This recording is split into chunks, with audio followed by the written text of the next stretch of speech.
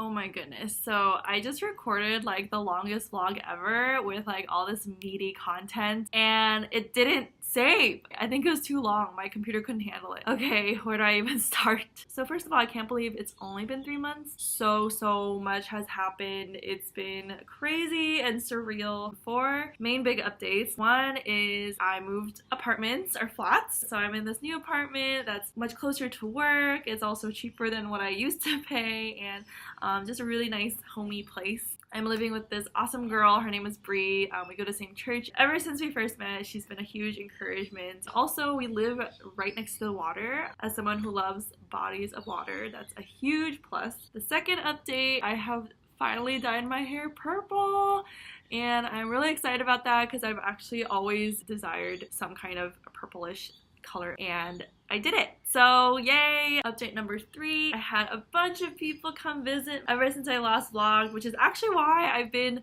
so busy and I haven't been able to like just sit down and film, edit, and publish. I've filmed actually quite a lot of these versions, but then every time I just get too busy, and then by the time like I'm to the editing phase, I'm like, I might as well just re-record because things have changed and I have new stuff to say. My parents came, my mom stayed for 3 weeks, we went to New Zealand for a week. It was so beautiful. Although the weather was bad when we were there, and I also haven't seen Lord of the Rings, which apparently is what it's kind of famous for touristy wise. The live action Mulan was being filmed when we were there, and I was so tempted to jump out of the bus and just go and see, but no, I didn't. But yeah, I'll have to go back to New Zealand again when the weather is good. I had some of my best friends come visit, Gloria and Carissa and Justine and her family and Sophia. It was just so comforting to have pieces of home in my new home, and I'm just forever thankful for people who came to see me and came to hang out. It was just so much fun. Update number 4. Many of you guys probably already know. I started dating this amazing guy. His name is Alex, and he currently lives in Southern California. I never ever thought I would be able to do long distance. Not gonna lie, it is really difficult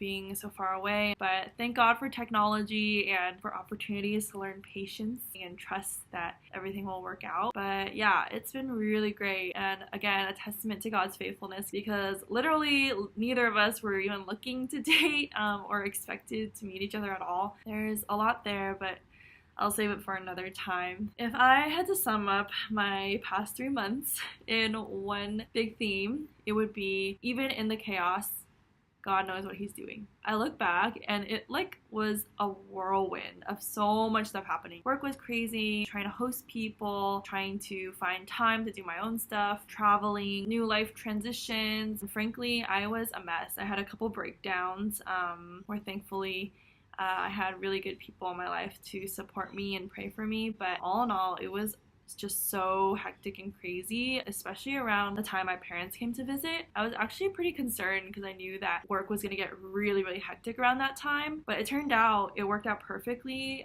because it was just so comforting to have them there when I needed them the most. Especially my mom. She was just such a comforting presence to me and really understanding and gracious, so it was perfect timing actually. And also having Gloria and Carissa here, for example, I actually had to move right before I was flying out, but then also the same day that they were flying out, and I was a little bit not sure how everything would come together, but they actually helped me pack. I just felt so undeserving because I'm such a mess, and as you can see, everything worked out. And I've spent a lot of time reflecting on 2018, especially from doing this vlog multiple times, but I think one consistent thing I've increasingly seen, not just in 2018 actually, but just throughout the past few years of being a Christian, it's that God writes the best adventures for our lives when we let go of the pen. I know that's kind of cheesy, but it's true. Life has been such an adventure, and it continues to be so, not because my life is a rare magical exception. I honestly believe and have seen consistently through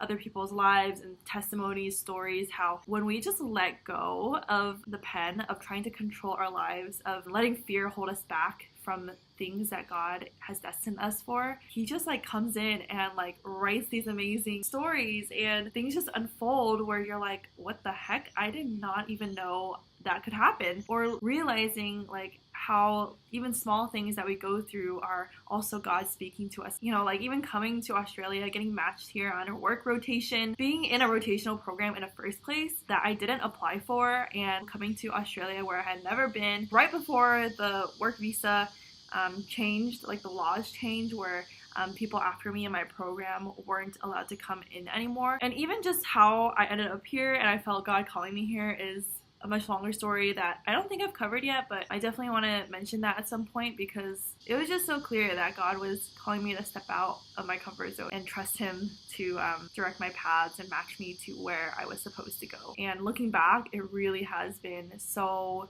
good, way better than I could have planned for myself. And also just being connected with the right people who just like almost plopped into my life. Church and community and friends and ministry partners and Alex, even halfway across the world. There's so many things that only happened when I got to a point where I was like, okay, God, I know I can't do this on my own. I really, really need to trust you, and I just ask that you come in and take over. I feel like a lot of the times that fear of letting go of control actually stems from not believing fully that God can do anything and that He really is that good. I think that's a combination together that like the enemy tries to use against us to try to get us to not trust God and not follow Him. You see even in the Bible, like in the very beginning, how the enemy tries to trick and deceive Adam and Eve into believing like God isn't that good. Like, did He really say that? But the truth is, He is. The truth is, He really does come through. But it's us holding back and not trusting that hold us back from the destiny that we're supposed to step into that's full of gloriousness. I don't want it to come off like my life is perfect because it's far from it. But what I am trying to say is I've been in places and times in my life when it really felt like specific things were not going to happen, and it was very easy to feel like I'm going to give up. When it comes down to it, it's about our posture of our hearts and our mentality towards life and towards God. I know so many people too who materially and like in the worldly sense don't have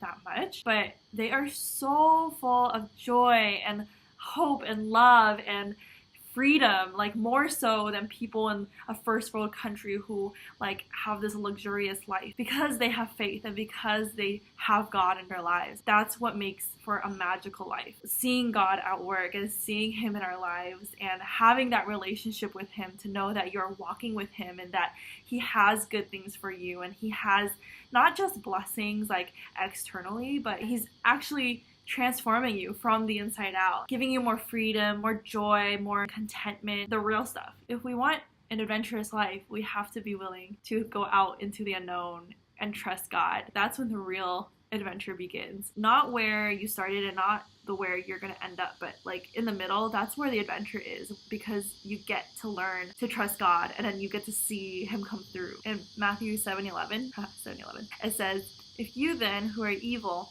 know how to give good gifts to your children, how much more will your Father who is in heaven give good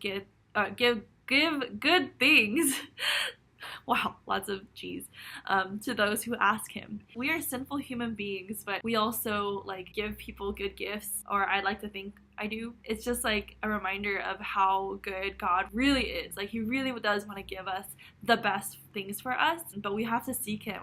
We have to trust Him. Like the whole point is that relationship. It's not us gaining things from Him. It's the opportunity to build trust and to build relationship with God, and then as part of that He gives us good gifts because of that love relationship. You know, like I'm so inarticulate. Whether you're Christian or not, if you're going through a hard time and you're finding it hard to be patient with things that you want and you're not seeing the things that you want come to life, I just really want to encourage you to seek God. God really, really is faithful and everything does work out in the end. Just keep holding on. Don't give up. Find people to talk to and really reach out to ask for help and encouragement. And related to that, I just lastly wanted to thank you for people who support me and my journey here in Australia. I really don't know how a shy, extremely shy little girl has somehow like seen God put people like this in her life and connect her with such amazing, faith-filled, inspiring people to help me get back up again whenever I fall down. I really hope this all saved. Thank you so much for watching, and I will see you next time.